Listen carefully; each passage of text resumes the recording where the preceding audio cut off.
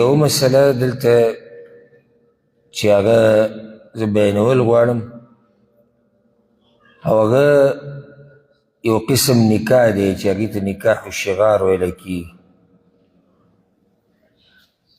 پخوانۍ زمانه کې یو طریقه دا هم وه،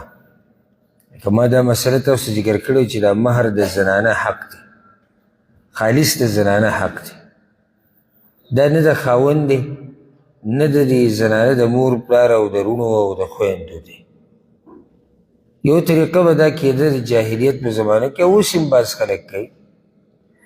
چې دوو کسانو به اتفاق وکړو، ته ما له خپله خور راکړه زه به تا له خپله درکړم، مهر به پکې نه وي،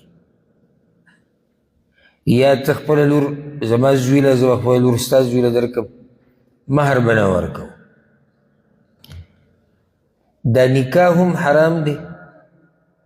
دا شرط چې پکې دوی ږدي دا هم ناروا دی،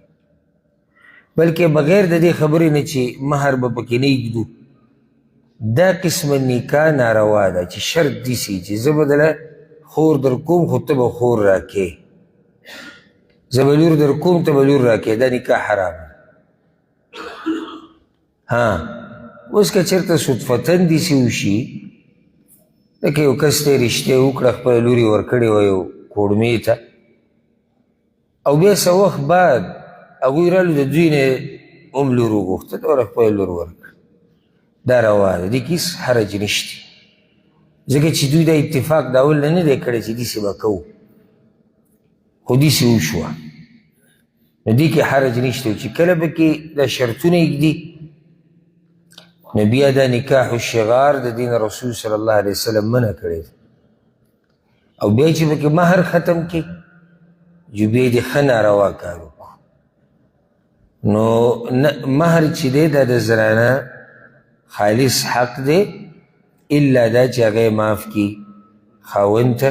یا څه برخه، نو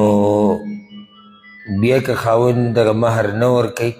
نو الله رب العزت یې په هغې نه رانیسي.